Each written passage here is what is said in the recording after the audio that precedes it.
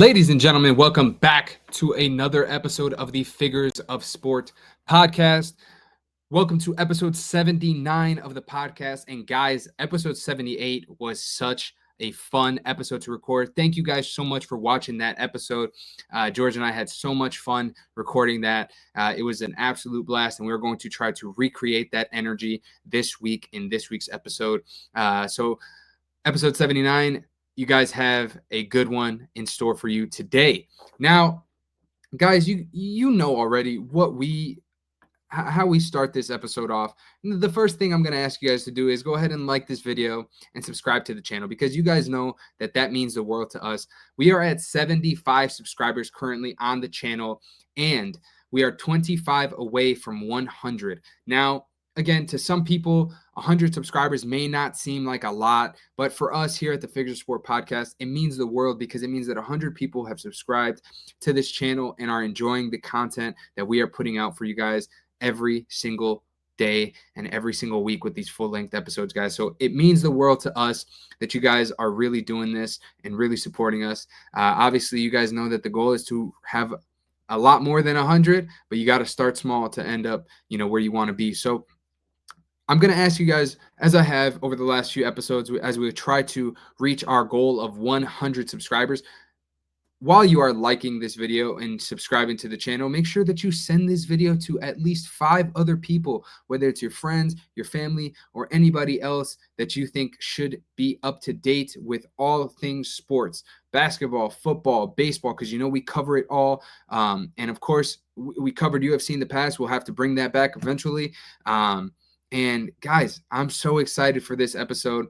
So without further ado, we are going to jump straight in to the podcast.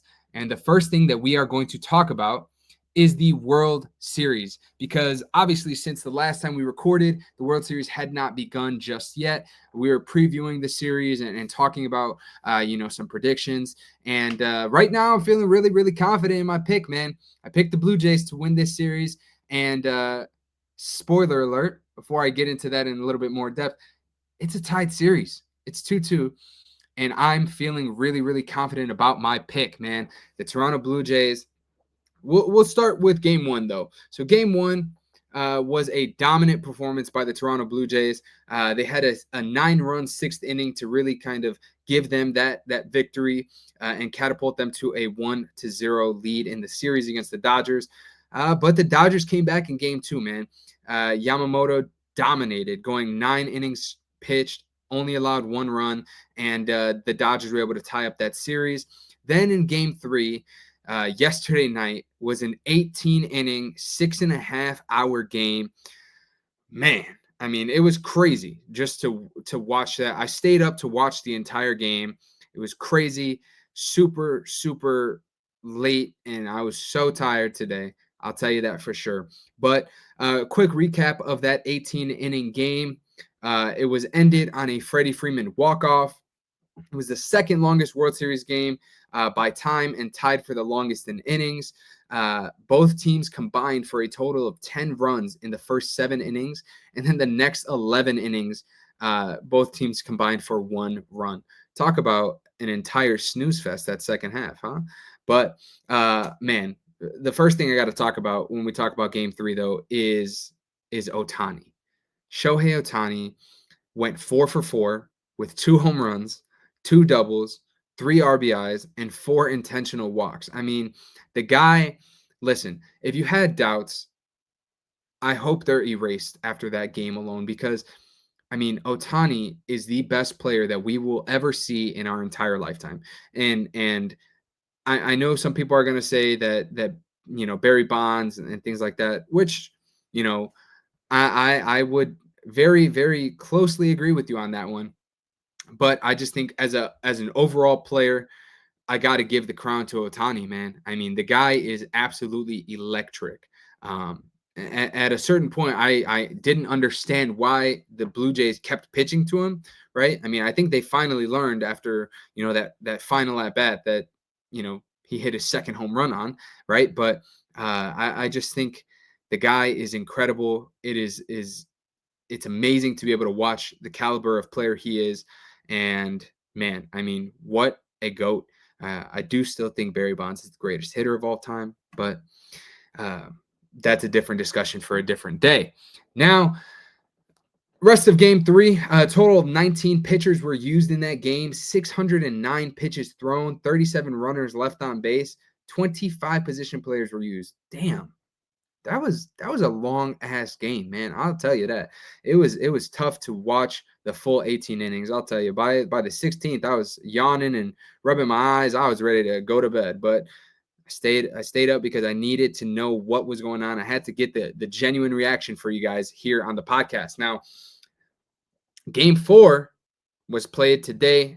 We recorded this episode right after the game, actually. So game 4 ended. The Blue Jays with a dominant performance.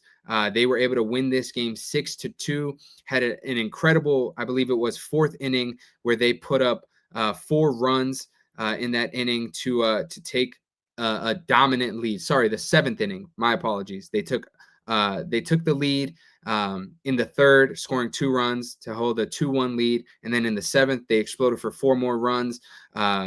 And it, like I said early, I'm feeling really good about my pick on the Toronto Blue Jays, man. Shohei Ohtani did not have the most dominant performance on the mound. He struggled a bit. 6 innings pitched, 6 hits, 4 earned, 6 strikeouts and a walk. But hey, the guy stayed up super late trying to get his team a victory yesterday, and they came out successful in game 3. So game 4, obviously, like I said, Toronto Blue Jays won. Super excited to see game 5 tomorrow, though, man. It's going to be a good one. If the Blue Jays are able to steal one more in LA, I'm feeling really, really, really good about my chances on that prediction coming through in Toronto, guys. So super excited. You guys will hear all about the World Series recap next week, as the series will come to an end by the time we get to next week's episode. So just stay on the lookout for that, as we'll have a full World Series recap. Now, we're going to move on, and the next thing that we are going to talk about is the NBA. The first week of NBA obviously happened.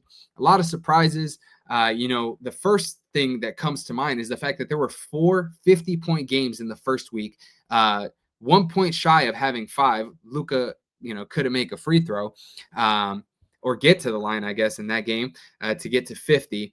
But his teammate Austin Reeves the following day, I believe, went out and scored 50 for him and made up for it. So that's just a crazy stretch in the first week of games to see 4 50 balls. I mean, that's crazy, right? But another thing I want to highlight is the fact that the number 1 overall pick in Cooper Flagg has not been performing like the number 1 overall pick. And it's kind of a shock. With the team that he has, Anthony Davis around him, Klay Thompson, D'Angelo Russell, PJ Washington, Derek Lively, Daniel Gafford, like having those guys around you, I feel like should make things a lot easier, but he has struggled mightily in his first few games in the NBA. But it's okay, because that happens. There's a learning curve. Not for VJ Edgecombe, though. He has been balling, obviously 3 to 4 games in. He looks like the runner or the lead guy for Rookie of the Year, but of course it's way too early for that. We'll talk about that later in the season as we let some of these rookies get acclimated to the NBA. But speaking of awards, I know, like I just said, it's too early, but this one I'll stand on. Wemby is going for that MVP this year. I'll tell you that. The way he's performing, wow. I mean, that guy is a freak of nature. He is so good. I mean, there was a game a couple days ago where the sequence, it was literally Victor Wembanyama, Victor Wembanyama, Victor Wembanyama, Victor Wembanyama, where there was a rebound, a steal, a block, a 3. I mean, the guy is legit a unicorn. Like, he is coming for that MVP award this year, guys. So get those, if you're a betting man, get those, or woman, get those bets in now, because before those odds tank, I'll tell you that, because he is looking like a man on a mission right now. Quick update: Anthony Edwards, Luka Doncic are out for a week or 2. Early injuries to superstars really suck, because I feel like it definitely disrupts the flow and the early chemistry that is crucial to a team's success. But we'll obviously see how those teams bounce back, especially the Lakers without having LeBron James, as well, as he deals with that sciatica injury, and he probably won't be back until November. Other than that, the Celtics, man, they are not good. without Jason Tatum and Drew Holiday and Kristaps. I'll tell you that. And of course, Al Horford. They do not look like a good team. If I was the Celtics and this continues, do not rush Jason Tatum back. Please do not risk your future for a season that can be lost pretty early. I would say that. It's been a tough watch. And lastly, for the NBA, to end things off, two teams that have really surprised me in the Eastern Conference through the first few games are the Orlando Magic and the Atlanta Hawks. Just have not really performed well at all. Their records, like I said, it's very early to be making assumptions and things like that, but the records don't show the talent that those teams have. Just kind of a shocking start for both of those teams in the East. And then in the West, Dallas and Houston. Houston, their only victory so far, I don't know. I forgot if they played today to give you guys a proper update. But, as I took the notes for this episode, they had only had one victory, and that came against the Brooklyn Nets. And then Dallas, like I said, with the power that they have on that team with Anthony Davis, D'Lo, Clay, Gafford, Lively, Washington, all those guys, and of course Cooper Flag, they have not just been performing up to standard, what their expectations are. And they're definitely going to get a big boost if Kyrie is able to come back this season. I know he said he's going to take his time, but if things keep up the way they are right now, I think Kyrie is a guy that they should definitely not rush either, because it was not looking good through the first week for the Dallas Mavericks. Now, guys, you know what time it is. It's football talk time. And we don't do football talk, at least usually, without our boy George. So without further ado, we are going to welcome in George back to the podcast. G Money, back in the flesh. Welcome back to the podcast, my boy. Thank you for having me back, my man. All right, man. So you got a lot to talk about for the NFL, and I'm super excited for this episode, bro. Yeah, I don't know if I am. I know, because we got to talk about some things that aren't going to make us happy as fans of a specific team that had a very disappointing outcome this past weekend. But it's okay, because we'll get to that eventually. We're not going to start off with that. But the first thing I do want to talk about are the best games of Week 8, George. We had two really, really good games that I want to talk about and spend a little time on. And one of them is the Jets game against the Bengals. The Jets had an incredible comeback in that fourth quarter, man. They scored 23 points.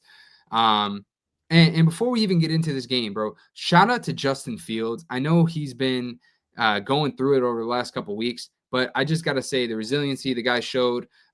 He got super emotional after the game and vulnerable with the reporters after the game. But he came back and he had a good game. He led that team to a comeback. So I got to give props where props are due, man. Yeah, I mean, one of the most dangerous athletes in the game, in any sport, is an athlete that has nothing to lose, because he can just go out there and he'll just, like, you don't know what to expect. And Yeah. Justin Fields, I mean, probably had the best game of, I would say, definitely of the year, maybe of his career. That was a significant win for him specifically, because he was going to be benched, and with the comments that Woody Johnson was making throughout the week, and then Tyrod ended up getting hurt, and then Justin Fields had to start. I mean, yeah, like you said, the resilience on Fields. I mean, I was calling him bad quarterback. I still don't think he's a good quarterback, but it was a good win for him. It was a good win for him. I think it was an even better day for Breece Hall. I mean, 2 touchdowns rushing. He even threw a touchdown. Yeah. That was great. I mean, just a good win. And I remember a couple weeks ago we were talking about the Broncos having that major comeback, and I said it's kind of possibly going to be difficult to see something like that ever happen again. And well, it wasn't 33 points in the fourth quarter; it was 23. But I mean, it was. I mean, close enough. Right? Yeah, it made me eat my words there. We saw 2 weeks later, another big, huge comeback in the fourth quarter. I mean, good win for the Jets. They're 1-7 now, so they're not winless anymore. And the Jets season is definitely over, but they are going to be a team going forward this season where it's like, well, they have nothing to lose at this point anymore. Like they're not a playoff team. They know they're going to be a top draft pick, but they're just going to go out there and see if they can ruin some chances of other teams that are trying to make the playoffs. Yeah, and I think the biggest thing for them too is they got.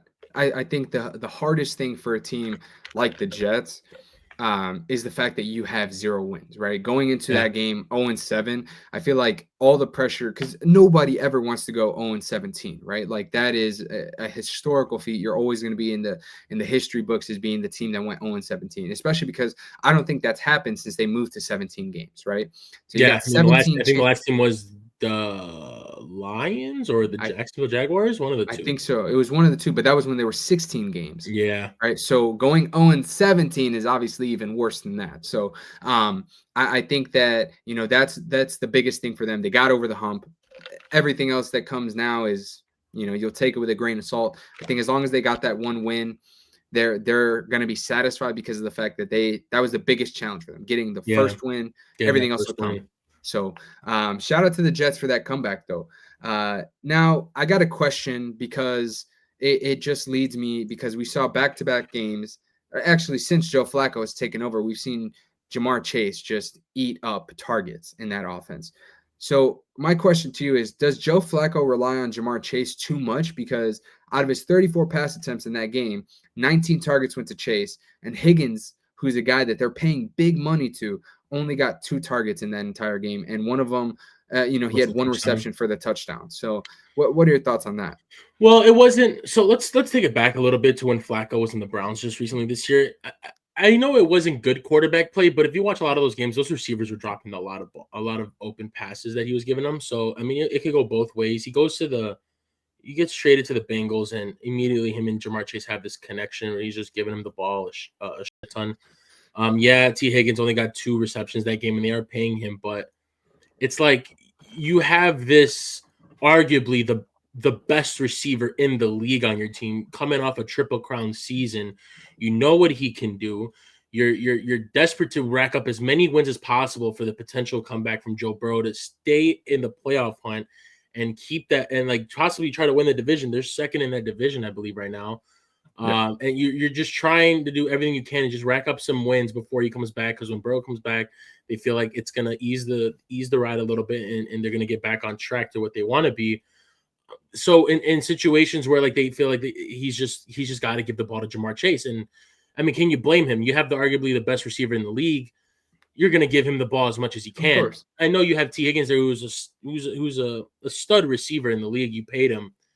I'm pretty sure at the end of the game, T Higgins was like, come on, I got 2 targets, and one of them was the touchdown. Like, you see what I can do. Let's spread the ball a little bit. You don't only have to give this guy 20 targets a game. I'm pretty sure going forward, it's going to be not like you're not going to see each get like 10 and 10. I Yeah, still think Jamar Chase is going to eat a lot more of the target share in that receiver room, but I think they're going to involve T Higgins a little bit more in that passing game, yeah, just to kind of even it up, because we saw it go extinct kind of when the Jets were making that comeback. Like, they couldn't get anything going, and like you said, there was only 2 targets to T Higgins. So they're gonna get back on track. I feel like T Higgins is gonna start seeing some love from Flacco, but don't expect Jamar Chase to just vanish out of nowhere yeah. because of that. Yeah, I don't think so. I just think that he got to share the love a little bit more, You got to just share the love a because little bit more. I feel like it's easy to kind of know, like, every play it feels like this ball is going to go to Jamar. Yeah. So, I mean, think about putting yourself in Flacco's shoes. I mean, no disrespect to Jerry Jeudy, he's a good receiver, but you go from having Jerry Jeudy as your number one to Jamar yeah, Chase. yeah, you're a little excited. I'm pretty sure Flacco's a little excited to have someone like Yeah, that, and he's just of going to give him the course. ball any chance he gets. I mean, Yeah, Jamar Chase can catch almost any ball, so it makes Flacco look good. It helps them win. You can't yeah. blame him, but I do think that he's going to start getting T Higgins involved a little bit, especially what happened last game. All right. Now, the next game, George, that we're going to talk about is a game that we both were super excited for, man. The Packers and Steelers Sunday night game. And the first thing that stands out to me is this Steelers defense. What a collapse in that fourth quarter. They gave up 21 points in the fourth quarter. But shout out to Jordan Love, because he stepped up big time. I know, and we know it because we hear about it and we see it because he's a Packer, right? He's a guy that I feel like he's very inconsistent. Like, he'll have games where he looks like one of the best quarterbacks in the league, and then he'll have games where it's like, I mean, what are we watching? Yeah. And this was one of those games where he showed out like he was one of the best quarterbacks in the league, and 360 yards, 3 touchdowns. But this wasn't on the Steelers offense at all. I mean, because Aaron Rodgers had a good day himself, 220 yards, 2 touchdowns. It was just that defense, man, and it makes me want to ask you, is this Steelers secondary like too old to handle anything? I think it is. Yeah, I I think mean, it you got is. guys like Darius Slay, who's older. You got Jalen Ramsey, who's a lot older as well. Like these are guys that aren't in their prime anymore, and we're seeing it Yeah. right in front of us. No, definitely. Yeah. There's some older guys. There are guys who are well respected in this league throughout their careers. Darius Slay and Jalen Ramsey were definitely top notch players at their position, throughout their careers. But the age is catching up to them. I do think after this year they're gonna start relying on the young corner Joey Porter, I believe. Yeah, To step up and be their cornerback one, but for this year they decided to get some veteran guys in there, try to help them out with that defense. But I do want to give a shout out to the Packers because we have been talking a couple of times how we noticed it's flip flop every week. Like one week the offense looks pretty good, and then but the defense doesn't, and the defense looks good, and the offense is not producing. I think this is one of the first times this year, I think, besides that first game against the Lions, where we see both sides actually meshing at the same time. Defense yeah, was looking good, and the offense was rolling at the same time. So if this is what we can, if this is what we see when they're meshing at the same time, the Packers are a real threat in this league to be Super Bowl contenders. And if they can continue to do this on a consistent basis, the league's on notice with the Packers. The league is on notice with the Packers. Going to the Steelers side now, I need to see a little more from TJ Watt this year. I feel yeah, like his name's not being said enough. I am not discrediting anything about TJ Watt because he's a phenomenal defensive player. He's a phenomenal player in the league. He's earned the contract that he gets, definitely. But we need to see a little bit more from him, especially with how poorly these corners have been playing this season so far. There's times where they look good and times where they look bad. But I need more consistency out of TJ Watt, bringing the pressure to the quarterback. I mean, we see what Micah Parsons has been doing these last couple of weeks when I was adjusted to his new team. What Myles Garrett did Sunday, had 5 sacks on the day. yeah. We need what Nick Bonito has been doing this year. What Brian Burns has been doing this year. We need to see more out of Yeah. TJ Watt if this defense can step up and keep the Steelers in these games for them. Yeah, I think this is, I could be wrong, but off the top of my head, he has 4 sacks this year. I think this is the lowest total he's had through 8 games in a long time. So I definitely think when you are putting pressure on the quarterback, it's going to allow the secondary to capitalize on some mistakes. Obviously that when there's pressure on a quarterback, there's more chance for errant throws, interceptions, things like that. So Yep. I think you definitely do need to see a lot more from TJ Watt and the whole defensive line as a whole. Like they're just not getting enough pressure on the quarterback to really make an impact. And that is what's allowing the secondary to get burned. It feels Yeah. it feels like Jordan Love had all day to throw in that fourth quarter, especially. Like he was able to kind of pick apart that offense and that defense, sorry. And just a quick shout out, just because I got to talk about it. Man, Matthew Golden. What was the point of wasting a first round draft pick on him if you're not going to use him how he should be used? I mean, look, you can say that about a lot of teams. Look at the Bears; they wasted the top 10 pick on Colson Loveland, and I they're don't not know. using him the same way. So, I mean, it's all in the game plan. It's all in the scheme. It's what Yeah. is the scheme for him? Is Jordan not throwing the ball? Is LaFleur not scheming it up enough for him? They did get Christian Watson back. And he looked really good, He looked pretty good. They still got Romeo Dobbs. Tucker Kraft had a day. man. I mean, when it's rolling like that, and you have someone like Tucker Kraft who's just on a heater and he's just rolling, I don't think you want to steer away from that. I mean, talk about how Jamar Chase is getting 20 targets a day and he keeps producing. You don't want to steer away from that. But Yeah. I mean, I think eventually they'll find a way to get the rookie involved a little more.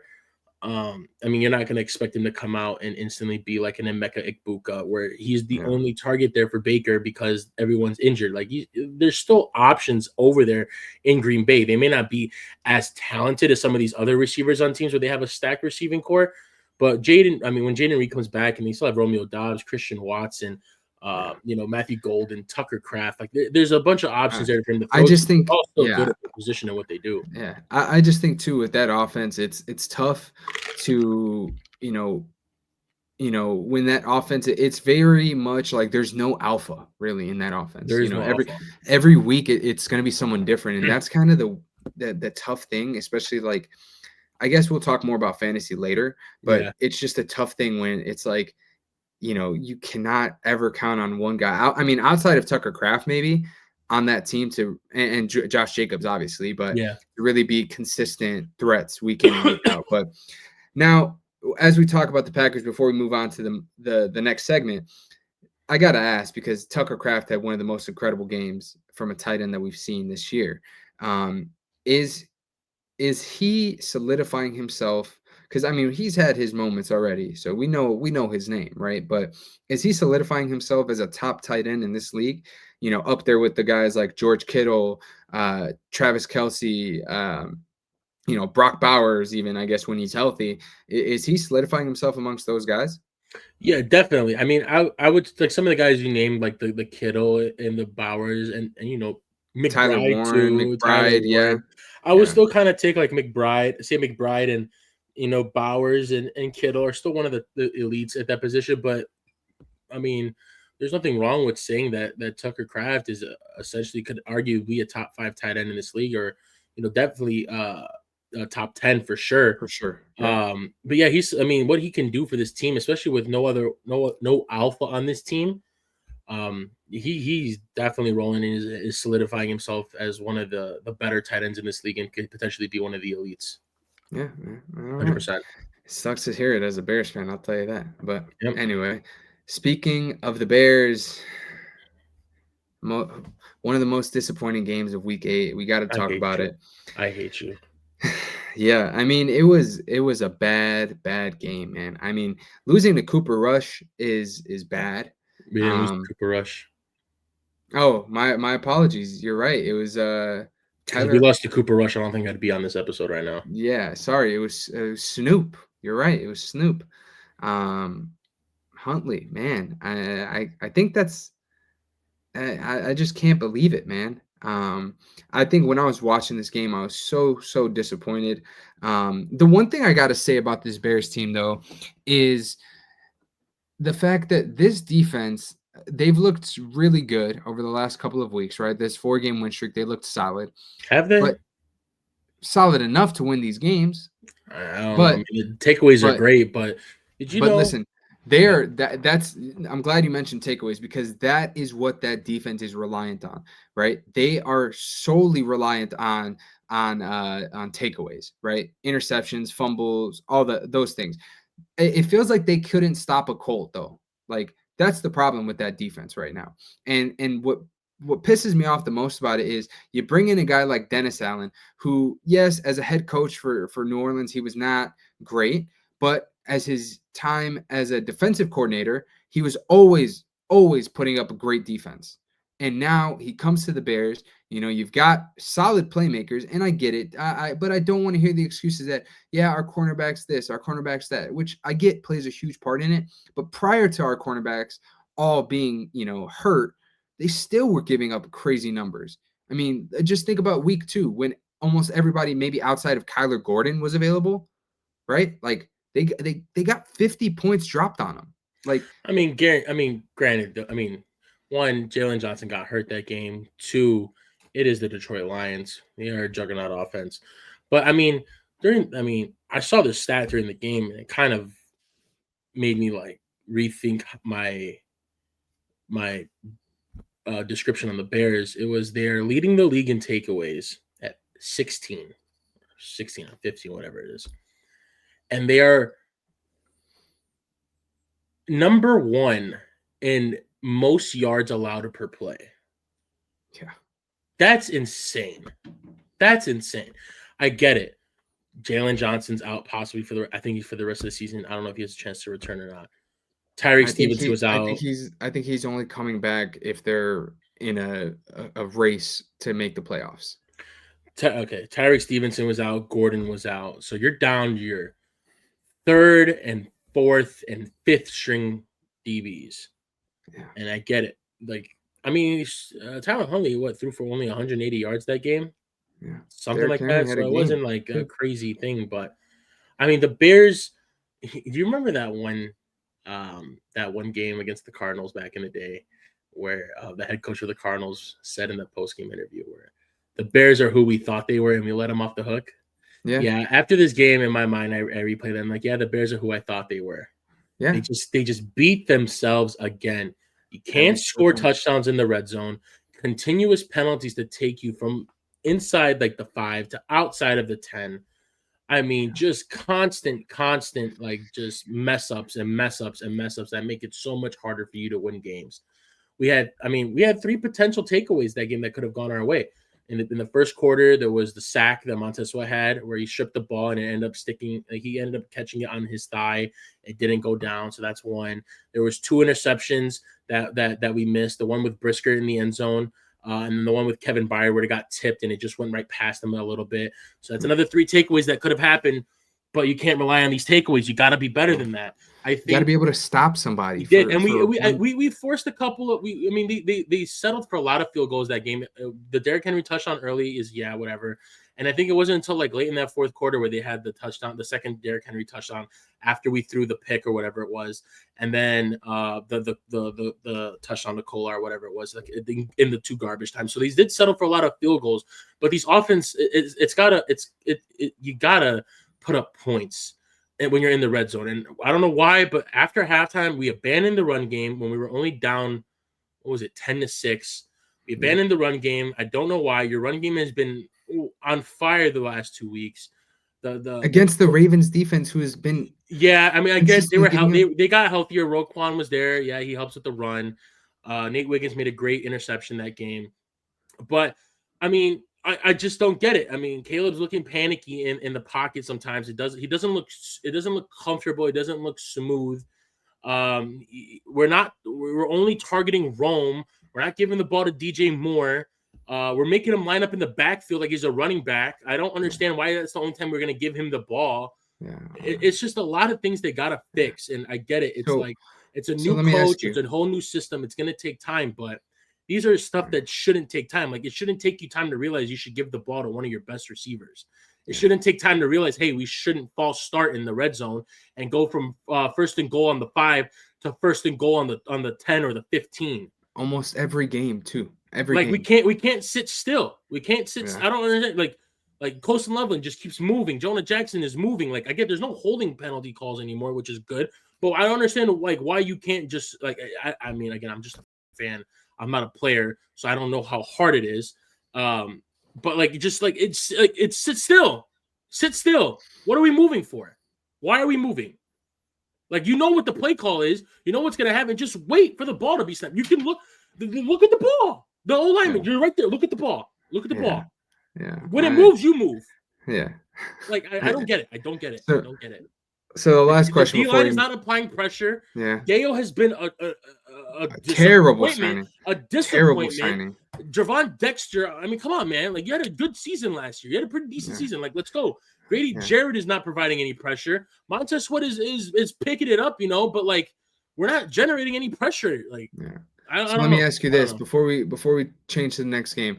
What do you think, in your opinion, is the bigger issue? The offense, the offensive penalties, or the defense in general? Offensive penalties, because offensive penalties is what's causing them from scoring points. You need to score points to win football games. You keep settling for field goal, and man, I think Jake Moody is the guy. Cairo. I'm tired of Cairo. I'm tired of him too, but I'm tired of him for the wrong reasons. I'm not tired of him because his accuracy sucks and he misses kicks wide left, wide right. I'm tired because in this league you need to be able to kick deep field goals, and he just doesn't have the leg strength to do it. And with Jake Moody, he has the leg strength to do it, and he's been. I think it was Kyle Shanahan that was kind of like in his head back in San Fran, because Kyle Shanahan's a terrifying guy. Not saying Ben Johnson isn't like a little intimidating, but like it seems like he's refound himself again over here. There's a reason he was a 3rd-round pick. Yeah. He was one of the best kickers in college has ever seen. He's a capable kicker, and he has the leg strength. I think they make the adjustment this week. I do think so. I think they have to. I think they have to because Cairo Santos, we saw it last year. Not only can he not kick a deep field goal, right? And It's he like has only accuracy from issues. 50 to 53, 52 to 53 yards in, he's good. Anything more than that, it's like, I mean, bro, it's gonna be short. I think you're being generous. I think 45 or more, it's a question mark if he's going to make Well, this I'd field see him. goal. He kicked a couple of like 50. I I think he mean, kicked a 51 or something like that. A yeah, but 52, he was good. But I that feel one he like, missed was a 58. yeah, but I'm saying Which I feel like anything more than 45 is where I start to get panicky. I'm like, I don't know if this guy's going to make it or not. Because the other thing with him too is he kicks line drives. Like, so they're so easy to it's be just blocked. it's so easy to be But blocked. it's just I don't know. But enough with the Bears. We're going to talk about the Bears in a little bit anyway. So enough with them for now. The next game I want to talk about is one of the most disappointing games of Week 8. We don't have to stay on this one long because I guess we maybe expected this, but I just don't think the score it was what we expected. But the Broncos Cowboys game, the Broncos won that game 44-24. Dak threw for only 188 yards, had 2 picks in a game where, by the way, Pat Surtain got injured early, and obviously, it just wasn't a good day for the Cowboys offense. And we know that the Denver Broncos defense is legit. They're one of the best defenses in the league, if not the best this year. But it's just I really didn't expect it, honestly, to be. I mean, when you compare the number one defense and the number one offense, you still expect that number one offense to do something, right? Yeah. But it just the Dallas Cowboys couldn't do much, man. What are your thoughts there? Yeah, I And mean, by the way, Bo Nix, another 250 yards, 4 touchdown. yeah. Game. No, thank you for fantasy. Look, it's disappointing. Yeah, I think I predicted the Broncos to win this game on the predictions last week, if I'm not mistaken. But not to make excuses or anything like that, I do feel like if you have I mean, with the way Dak's been playing, if they have a bad game, it's like not the end of the world. Like this loss, was bad in with what the scoreboard showed. But like, I mean, he's been balling out this year. He's having an MVP year. Yeah, you want him to this should have been a game where it should have been closer, even like when Pat Surtain came out of the game with that injury. I didn't watch this game, so I can't give you too much input. I did see though, like in the first quarter, Broncos had the ball and there was an immediate interception and Cowboys got the ball instantly. Yeah. I don't know why Jake Ferguson had like one target or even if that the game. He had no catches. I don't know what that has been going on. He's been like, I think in fantasy terms, he's been the best tight end this year. Yeah. He's been one of the better tight ends outside of fantasy, like throughout this year too. With Bowers out and Kittle was missing time, he's been their go-to guy, especially when CeeDee Lamb was out. And when CeeDee Lamb came back that one game last week, he had 2 touchdowns still. I don't know what was going on. Look for him. It just didn't look. It just they weren't in sync that game. It happens. I mean, I think they just got to move on to the next one. I think what's their record right now? They have 2 wins, 3 wins. I think it's 3 wins. I'll confirm. So are they like 3, 4, and 1? I'll tell you right now. Let's see. They are 3, 4, and 1. So it's not the end of the world for them right now. Yeah. I mean, I think the team in 7th place right now for the NFC is at 7 wins 4 wins with the Niners, 5 wins. 5. Yep. So they're 2 games behind still. Yeah. I mean, they're not really out of the playoff hunt yet. Yeah. I mean, it's kind of arguable to say with how bad that defense is. They're not. I don't think they're out of the playoff picture just yet. Yeah.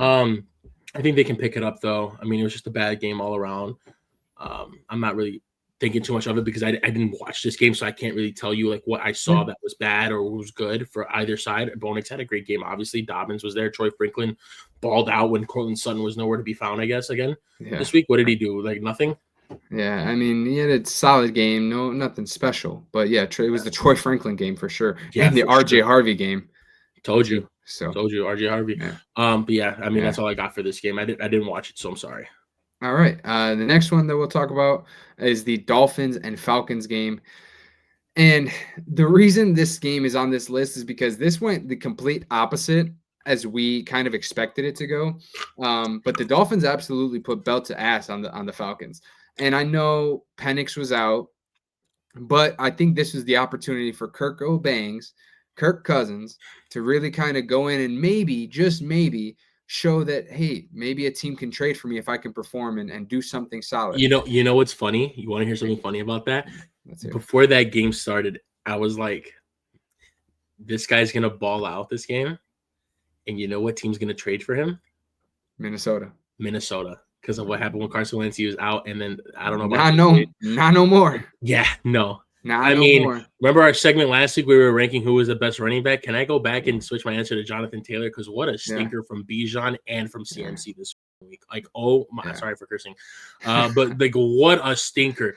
I mean, Bijan Robinson went against the worst rushing defense, and he put up 48 yards total offense. Are we serious? Are we dead ass? Yeah. I don't know if you got to bleep that one out. All right, relax. No, we're but good. I mean, this was just terrible. I mean, what did Tua have? Pink eye, and he balled out like he was Dan Marino or something like that. What was wrong with his eye? He woke up with a swollen eye. I don't know what he was doing at home, but I think it was pink eye or something. He had a visor on, and he turned into to Dan Marino or something. He was just balling out there. I have no idea what happened, what got into the Dolphins on last Sunday, but it was. I mean. Again, and I get it. Like, you don't have Drake London, you don't have Michael Penix, but you still got Bijan, right? They couldn't do anything. I mean, it was such a terrible, terrible game from the Falcons. Like, and you know what? It just goes to show that I feel like the Falcons came in this year. People were high on their defense, high on their offense, all that stuff. And every week, the Falcons do something to just make you be like, it's the Falcons. I mean, because think about their stretch, right? They lose 30-0 to the Panthers. They beat the Bills.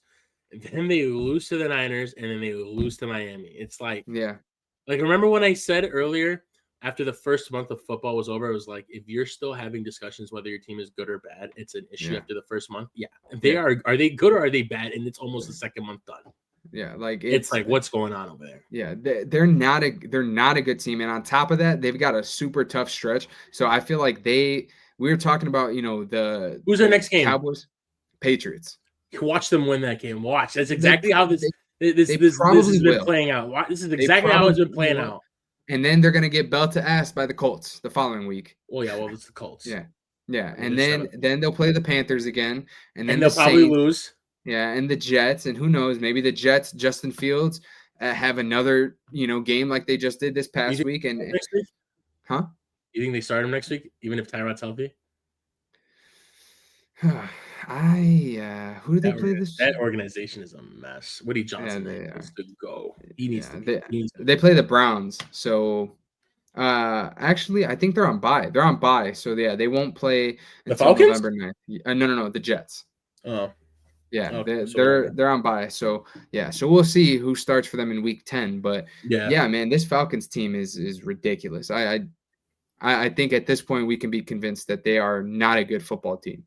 They are so inconsistent, and as you would say, or as you said, Bijan, I don't think he's the best running back. I think it's very clearly JT. So, but the next game, which is the last game for this segment, is the Chiefs-Commanders game. The Chiefs won this game 28-7. And the reason I put this game on this list, though, was because it was 7-7 at halftime. So it was just a terrible showing by the Commanders in that second half. McLaurin gets hurt again, too. Like, he came back finally, and he gets hurt again.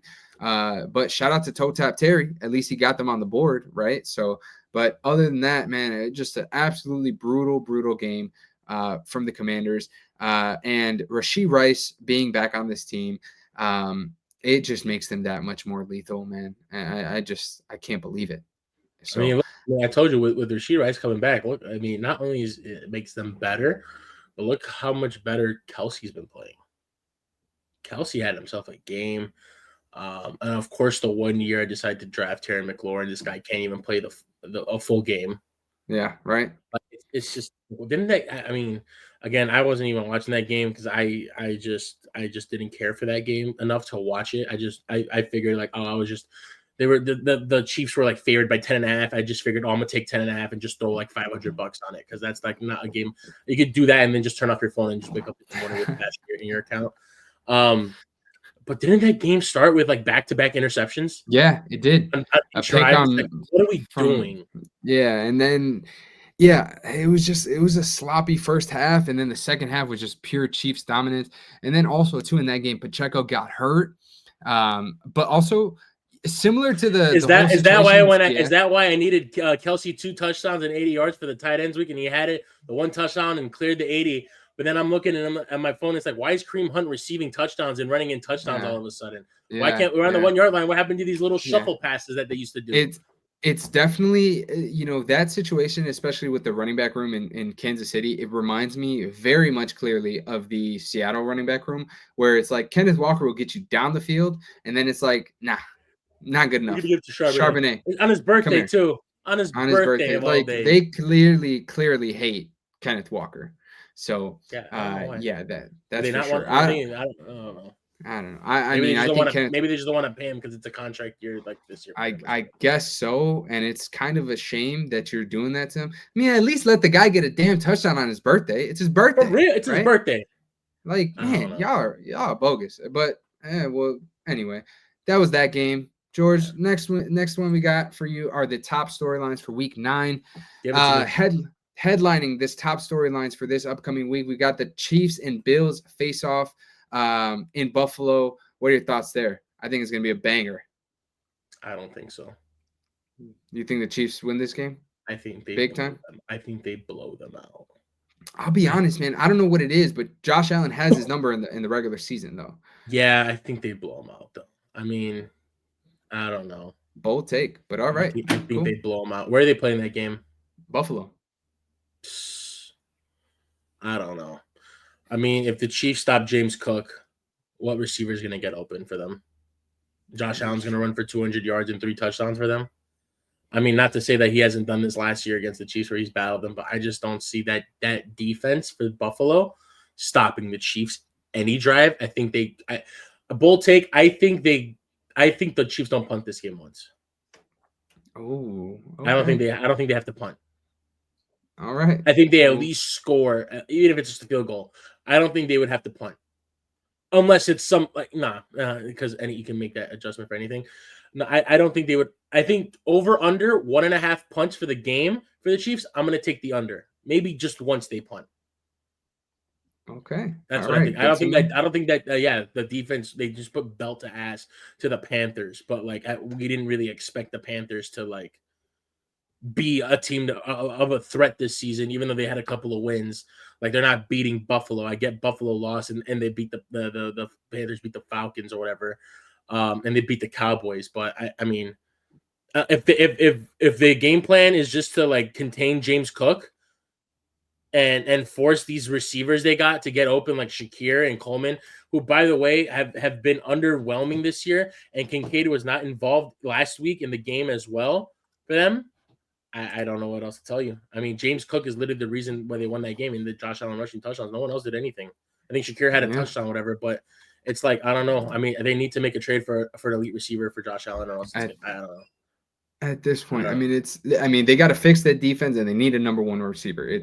You got 2 issues there, and one of them's got to get fixed real soon. So, Yeah. But all right, I think it's going to be a lot closer than that. But all right, we'll see it on Sunday. I think the Chiefs win by more than 14.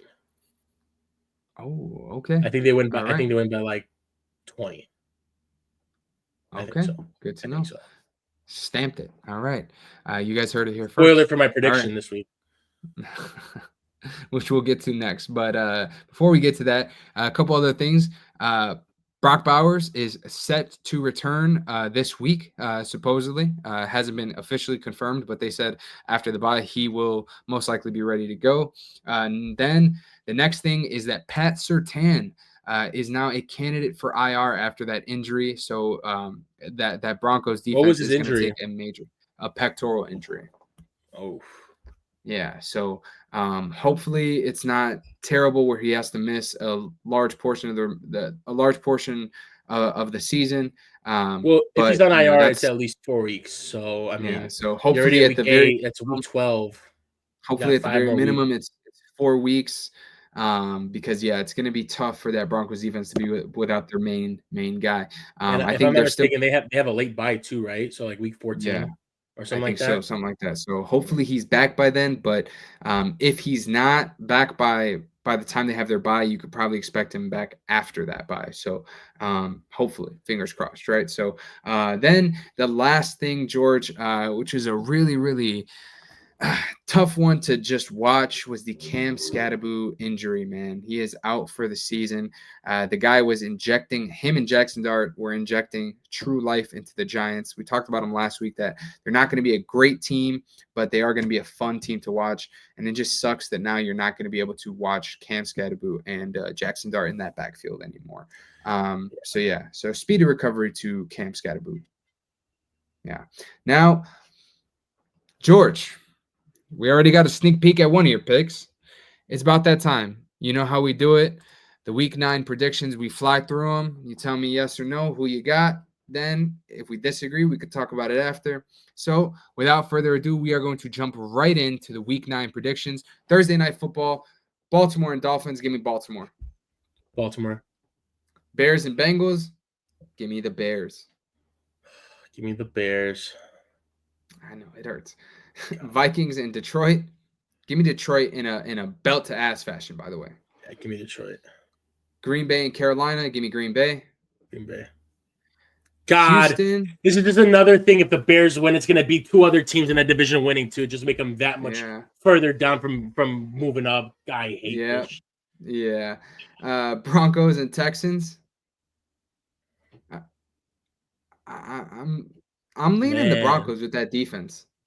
Man, I mean Texans. I don't know.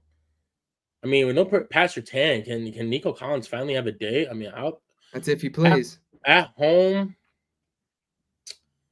Yeah, I guess I'll take the Broncos. I mean, 2 good defenses. I'm not gonna lie. It's gonna be a defensive game for sure. Yeah, it's good. I think I trust that the Broncos defense just a little more.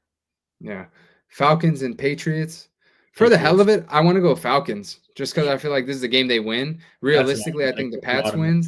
For you, do you see what Drake May's been doing this year, dude? But realistically, I'm taking the Patriots. But this just seems like the type of game where the Falcons just go out and win now because of what just happened. But next up, San Fran and New York. Give me San Fran. Give me, man, it's so hard to take San Fran after that performance against Purdy and Ricky might be back. Just saying. Yeah, we've been saying that for like 3 weeks. But give me San Fran, I guess. All right, Colts, Steelers. Give me the Colts. Give me the Colts. Chargers, Titans. Give me Chargers, belt to ass. Give me Chargers. Ladd McConkey 2 touchdowns. Please. Rams and Saints. Give me the Rams. Give me the Rams. Puka 2 touchdowns. Jacksonville and the Raiders. Give me Jacksonville. Yeah, I like their defense. Give me Jacksonville. All right. Chiefs and Bills. Obviously, you guys know George said the Chiefs, so I'm going to go with the Bills here. Sunday night football, we've got the Seahawks and the Commanders. Give me the Seahawks. Yeah, give me the Seahawks. Apparently, Jaden Daniels might be practicing tomorrow. We'll see. Already? Hopefully. Fingers crossed. I don't know what's going on with Terry yet, but no, give me that Seahawks defense. Yeah. Monday night football, Cowboys and Cardinals. Give me the Cowboys in that one. So I want to win Cowboys too, but I heard a stat. Isn't like Kyler Murray like really good in Jerry's world? Like he has like a good record against them over there in Dallas. I have seen that, but and that defense is bad. Marvin Harrison might eat. Trey McBride will definitely eat. But the Arizona defense, I don't know. That's if Kyler plays though, because he was out last week too. So we'll see. Yeah, but I mean, what's his name? Jacoby Brissett's been balling too. Yeah. For the heck of it, give me a get right game for Dallas. I think CeeDee Lamb just goes nuclear this game. All right. You guys heard it here first. Those are our week 9 predictions. Now, George, a segment that we brought up last week, and I think you and I had so much fun doing this. So, you know the drill. It's 2-minute warning. So let me get my timer set. Get your little timer set for these terrible takes you got. All right. You want to talk already? Man, start the timer. Save it for the takes, brother. Start the timer. All right. First question for you. Typically, the MVP award goes to QBs. Will we see a different position take the award this year? And your time starts now. Going to say no. Okay. I'm going to say no. It's unfortunate. But that's just how it goes. It doesn't matter how good of a year you're having as a non-QB. They're just going to give you the Offensive Player of the Year award. The last time we saw a non-QB when it was Adrian Peterson, but it just goes to QBs. And that's just how it is. It's just not going to change. I don't see it changing. And I really wish it would because, I mean, last year, Jamar Chase had a stupid, crazy year. Saquon also had a crazy year last year. We see what Jonathan Taylor is doing this year, but it's going to go to a QB, and it's going to be like that for years to come, unless something like out of this world happens that they undeniably cannot give it to them. It's just gonna stay a QB award, unfortunately. All right. Now, I'm going to go with the opposite. The reason I say that is because, yeah, we saw Saquon, who had a chance last year, and we saw, obviously, Jamar Chase have an incredible year last year with the Triple Crown. But I think the difference between, for example, Saquon, a guy who put up 2,000 yards, and, all those touchdowns, I think Jonathan Taylor is doing this because, obviously, we know that he's the leading candidate outside of QBs. He's doing this, and he has 12 touchdowns already. So, if you look at a guy like Adrian Peterson, who won the MVP award at the running back position years ago, he had 12 touchdowns for the season. Jonathan Taylor has 12 touchdowns through 8 weeks. So I think if there's any year that we're going to see it, it's going to be this year. So that's my take.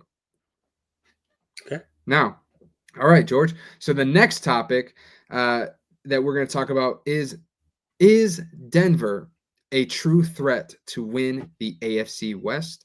I'll let you start, and your time starts now. I'm gonna say no. I mean, record aside, yeah, they're leading right now. And the record is like, what are they, like 6-2? 6-2. I just don't think that the way that their offense is playing is sustainable. I mean, you look what they did against the Jets a couple weeks ago. Only 13 points against a team that was it's 1-7 now. Couldn't get anything moving. It took a miracle in the fourth quarter to beat the Giants last week. And then yeah, you put a beat down on Dallas, but I mean, so did Caleb Williams, like so did every other damn team. Like, that's not really like an impressive feat. So it's like I don't think that the way they're winning is sustainable.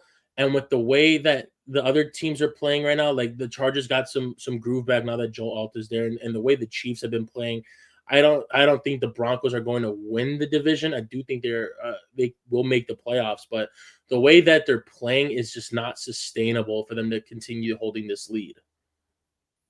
Okay. All right. I'm going to go with the opposite take here. And the reason I say that is because when we look at their schedule, right, they still play the Raiders twice. They'll play the Chiefs twice. They'll play the Commanders. They do have some tough ones, obviously, with the Chargers, the Chiefs, the Packers, right? And of course, this week with the Texans. I just think that their defense is so good. I mean, if you look at them statistically, they're on pace to break so many defensive records like sacks. I think they're going to be the leading team. Like they're hands down going to break the sack record at the pace that they're currently at. So they get a lot of pressure. I think the Surtain injury definitely hurts them a lot, especially if he's out for a good majority of the rest of the season. Then obviously this is a bad take, but I think with Surtain, if he can come back healthy sooner rather than later, and then they consistently put pressure on the quarterbacks like they have been, I think their defense can carry them, and that gives them an edge. I don't think they'll do, that much better than a team like the Chiefs or the Chargers, but I think they'll be able to take a 1-game lead at least to win that AFC West. Yeah. I mean, they do right. have a 1-game lead right now, but I mean, they also haven't had their bye yet, so we'll see how that goes. All right. Now, the next one is, and I'll let you start this one as well. Can Baltimore come back with a 2-5 record to win this division? And your time starts now. I'm going to say no. And the only reason I'm going to say no is, I mean, I do think they will make the playoffs. Don't get me wrong. I think they'll make the playoffs, but I think they're going to finish in second, only because in order for them to possibly win this division, every possible thing needs to go right for them. They need Pittsburgh to just lose more games. They need Cincy to keep losing, and they need to. They can't. And Baltimore can't. I don't think they can. I don't think they can lose any more games. I don't think they can afford that. Like I think they have to win at the very max. They can lose only one more game in order for that to happen, and it's gonna be so tough. And everything needs to fall perfect for them for that to happen because they are 3 games behind first. Pittsburgh has some favorable matchups. So do the Ravens. They have Miami on Thursday, but like they need to like win outright almost damn near in order for them to finish first. And it's gonna be so impossible. It's gonna not impossible, but it's gonna be so tough for you to win outright the rest of the year and for these two teams that are ahead of you to like go on a losing streak. Okay. All right. I'm gonna say that they can do it. The reason I say that is because at the end of the day, yeah, you had a slow start, but you still got Lamar Jackson and you still got Derrick Henry. And I think that defense will eventually pick it up. And the reason I say that is because, we still, at the end of the day, the Steelers secondary leaves a lot of questions, right? Not that the Ravens secondary has been any better or the Ravens defense in general has been that much better. I just think that the level of quarterback play that we're going to see from Lamar Jackson going forward, got a chip on his shoulder now. He's actually the one that took out all the consoles and everything from their locker room too. I think he's going to lead this team. And on top of that too, with Cincinnati, yeah, they're playing a lot better with Joe Flacco, but that defense is still really, really bad. And the fact that they are only going to be able to get Joe Burrow back if they are in a race, to make the playoffs or to have a chance at winning that division or really making a playoff run. And I think there's a lot of good teams in the AFC. You got the Chargers, the Chiefs, the Broncos. Obviously you got the Colts. Like there's so many teams. They can come in second in that division, may not even have a chance at a wild card spot. So I think if there's any team that's gonna make a true run to steal that division, I think it's gonna be the Ravens. Okay. All right. Now, next one, another division question for you, because there's three teams in this division with 5+ wins, George. The NFC West. Who wins the NFC West? The Rams. Okay. I think the Rams getting Puka back is just he's supposed to be back this week. Their defense is looking pretty good. They just traded for a cornerback. I think just the way they've been playing when Puka was there, it's gonna. And then when he missed that game against Jacksonville, they were just on fire. I think they're gonna take this division. I know Seattle is there and they've been playing well, and San Fran is starting to get a little healthier on the offensive side. But I think that this will be the Rams' division to take. They had their bye.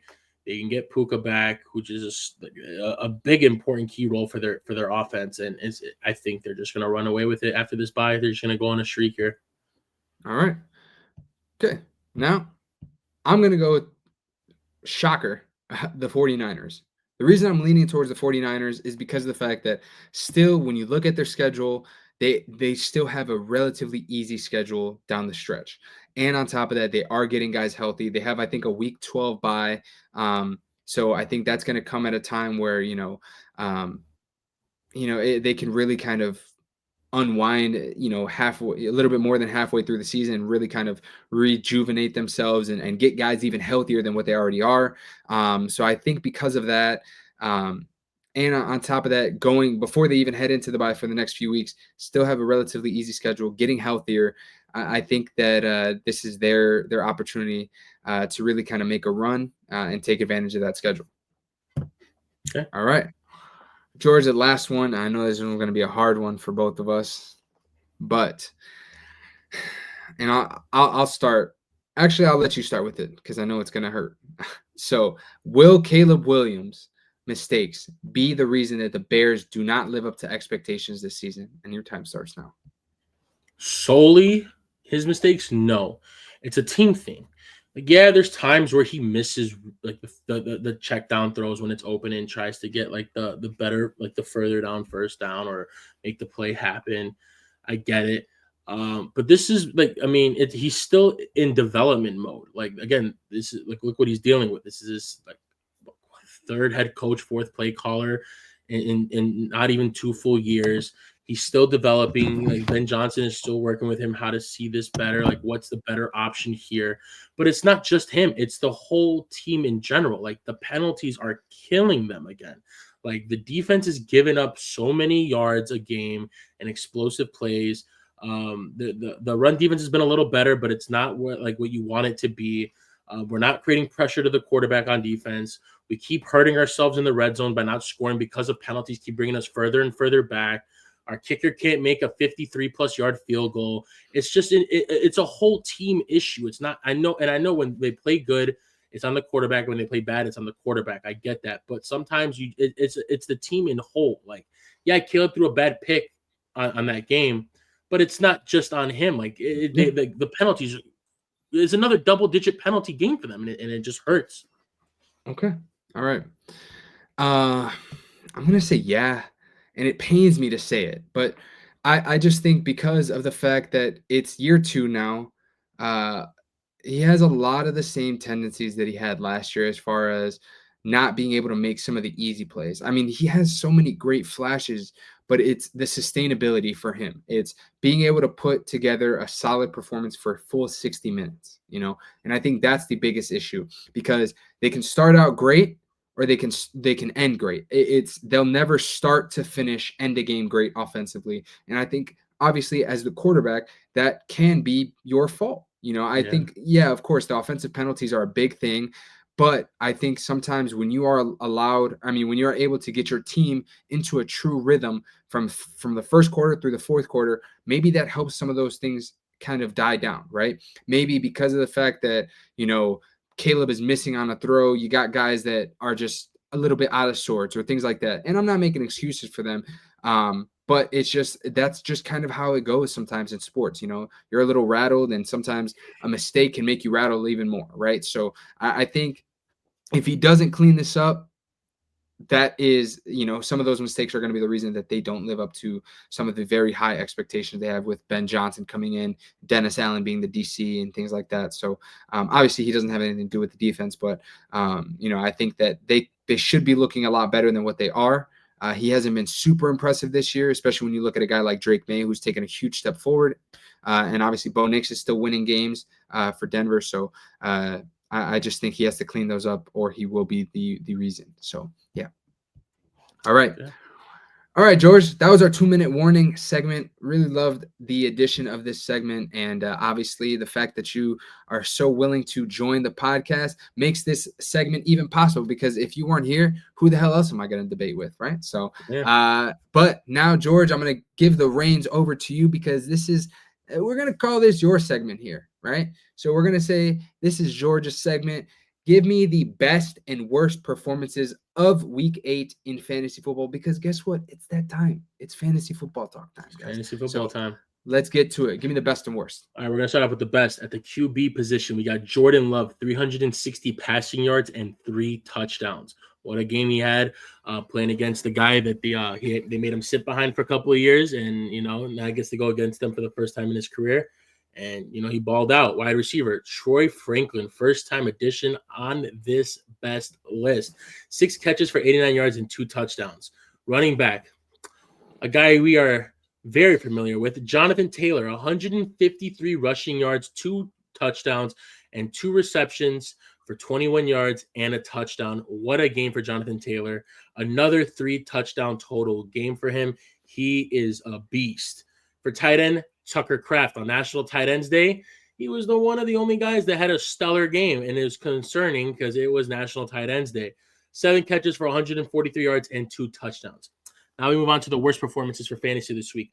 First time on this list, and surprising, Baker Mayfield with 152 passing yards only. Yikes. Hopefully that doesn't continue, but it is a divisional game, so maybe, that plays a factor into it, and he was on the road. For running backs, we got Bijan Robinson, another first-time addition to this list. 25 rushing yards and 23 receiving yards against the worst rushing defense in the league. Yikes, not what you want to see out of a potential second, first, or third fantasy player pick. Wide receiver, we got Deebo Samuel, 3 catches for 11 yards, and we're going to add a second addition to this because sometimes people start him in flex leagues depending on your league or 3 wide receiver leagues. Matthew Golden, 3 catches for 4 yards. Yikes, not a good day. Deebo's got to catch the ball because, man, he is dropping passes. I saw that in the game. Tight end, Dalton Kincaid on National Tight Ends Day. Wow. For being one of the better receiving options in the team, this is insane. 1 catch for 23 yards. Whew, man, maybe he picks it up this week against the Chiefs. But again, I have the Chiefs winning. And that's going to round it out for best and worst this week, Brandon. Theme here for those guys is do better. Do better, man. Gotta do Damn. better. Yeah, and speaking of JT, real quick, this is the third time he's been on this list, by the way. Third He's a time. dog. He's a dog. Yeah. Maybe we He's the were best. wrong about our best running back options. It should have been Jonathan Taylor. He is a beast. I think it's JT hands down. So Has to be. yeah. All right. Now, waiver wire targets for week 9, guys. So obviously I know that this is coming out on Wednesday morning, right? But if you watch this episode and you happen to go look at your waiver wire and you see that some of these guys are available, stop what you're doing. Keep the video playing, but stop what you're doing and go pick these guys up right away.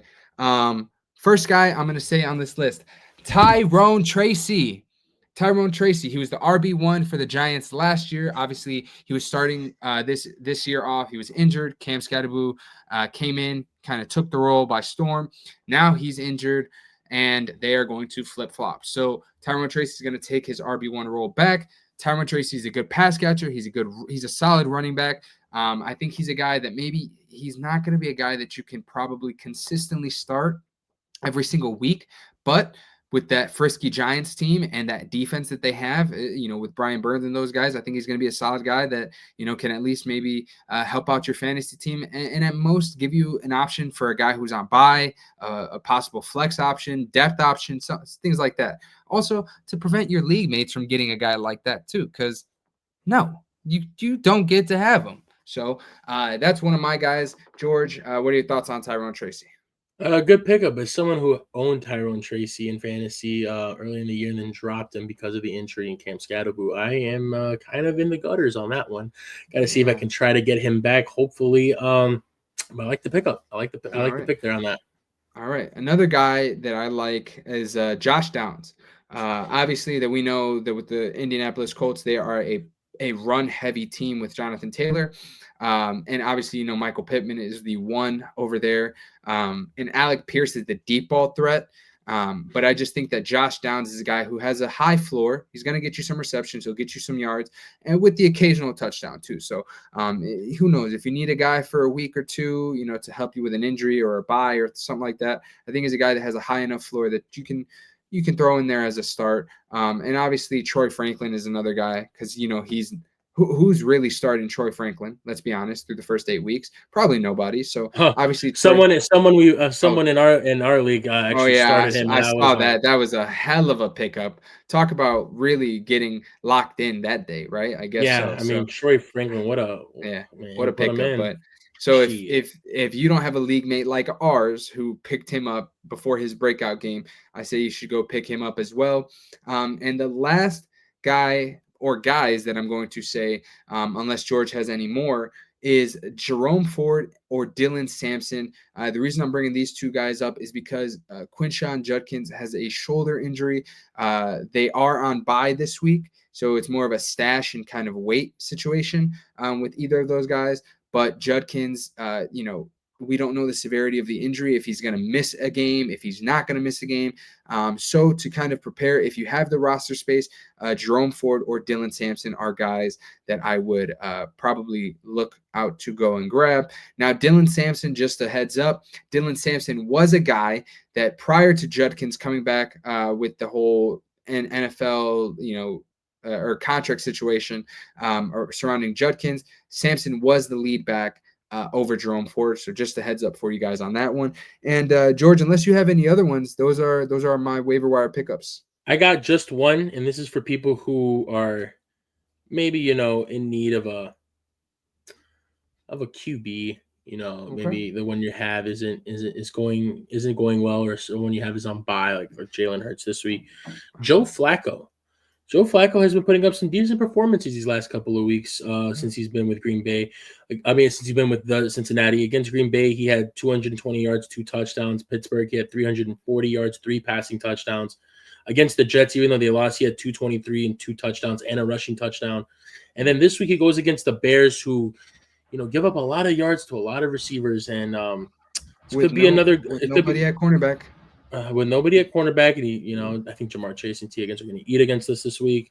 Hopefully not too much because we do have the Bears winning.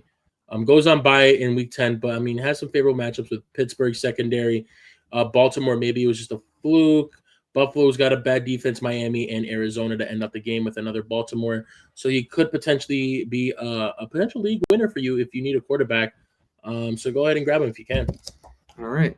And by the way, remember that guy that last week you couldn't even say his name? So I was going to wait for this segment to end because I have to Yeah. make an announcement. Yeah, he popped off. So far this year and years past, I have been the fantasy overreigner against Brandon. I beat him a lot. I beat him on waiver Why do we pickups, got to talk about I this? always beat him. Why But do we have to last talk about week this? on the waiver targets, he listed Oronde Gadsden as a waiver pickup, and I said, "Why are we picking up janitors who they just picked up on the team because they have no tight end?"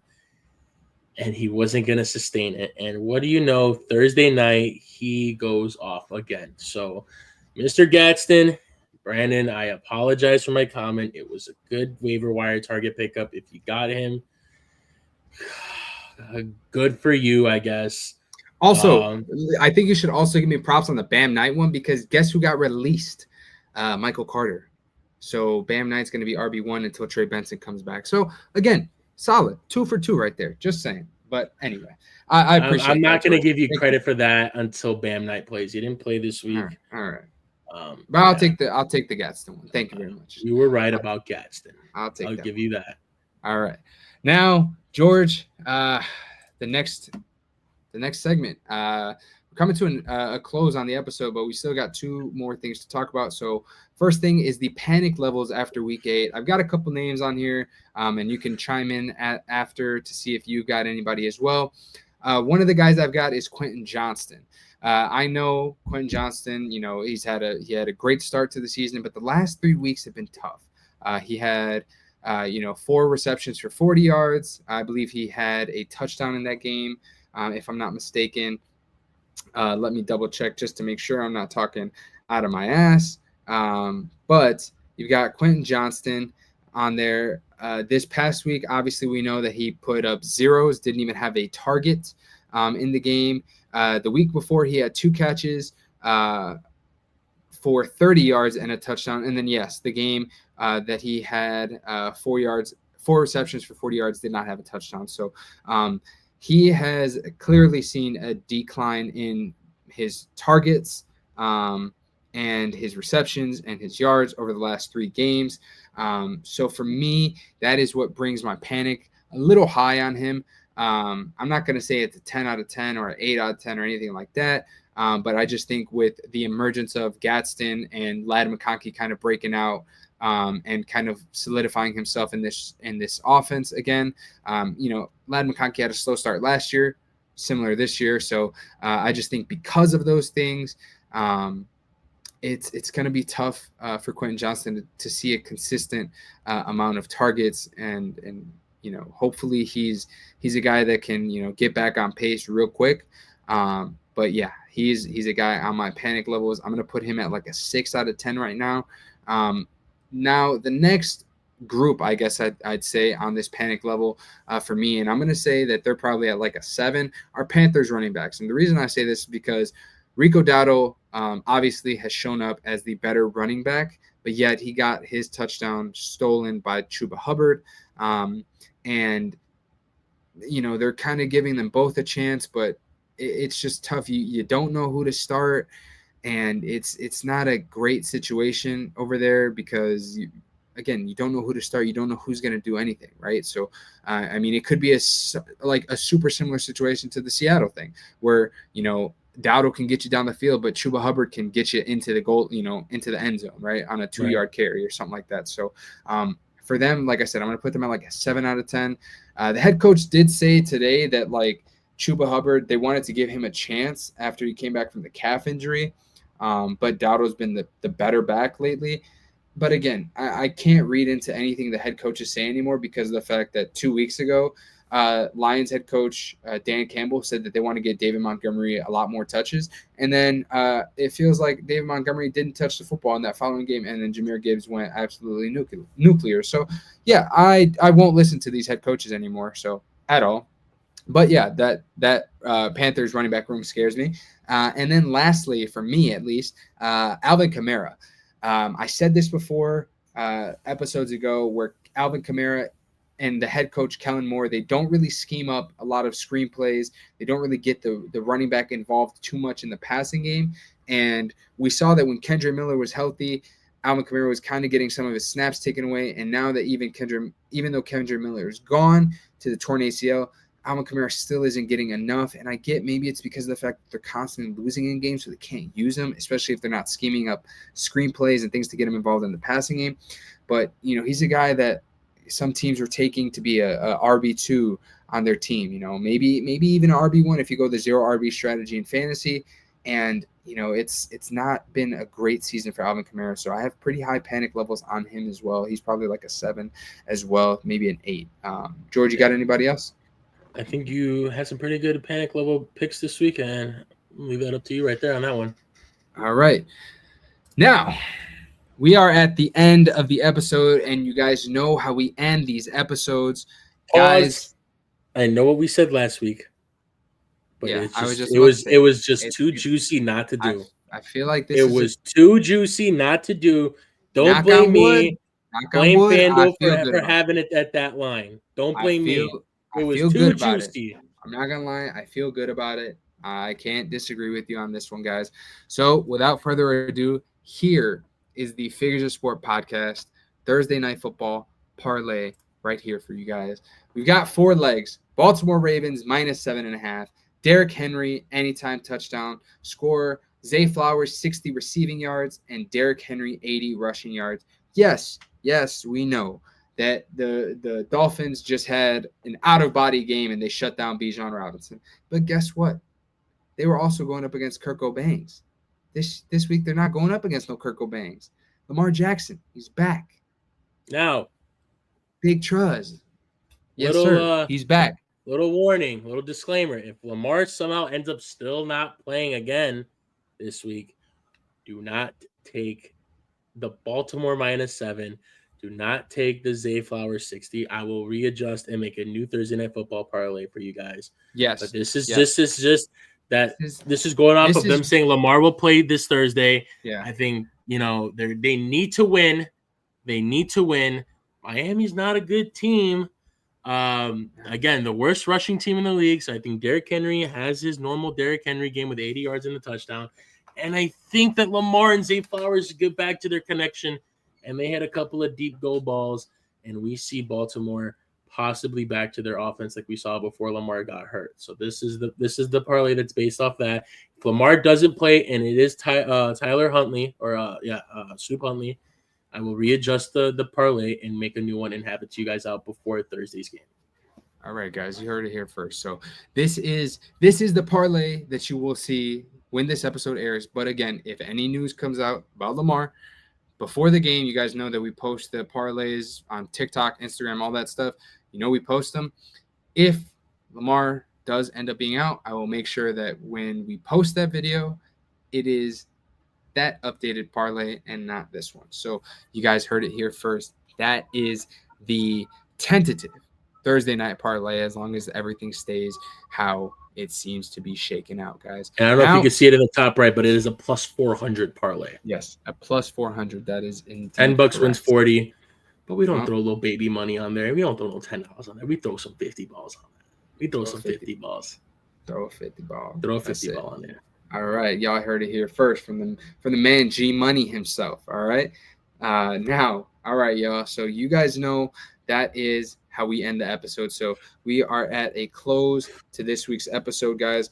George and I had so much fun on this one, as we always do. Now, you guys know what's coming next because it's pretty predictable at this point, right? But you guys, if you stayed especially all the way to the end of the episode, make sure you guys do me a favor. You like this video, you subscribe to the channel, and you share this video with 5 other people, because guess what? We are 25 subscribers away from our goal of 100 subscribers, guys. It means the world to us that you guys have stayed and watched this episode for over an hour and 15 minutes. It means the world that you guys take the time out of your days, your weeks, or whatever the case is to hear us talk our, nonsense and just sit here and enjoy it with us, guys. So if you guys didn't like any of our takes, let us know in the comments below, whether it's here on YouTube or Instagram or TikTok. Let us know what you guys think. If we're, idiots and we don't know what we're talking about, let us know, because I still want you guys to interact with us here. So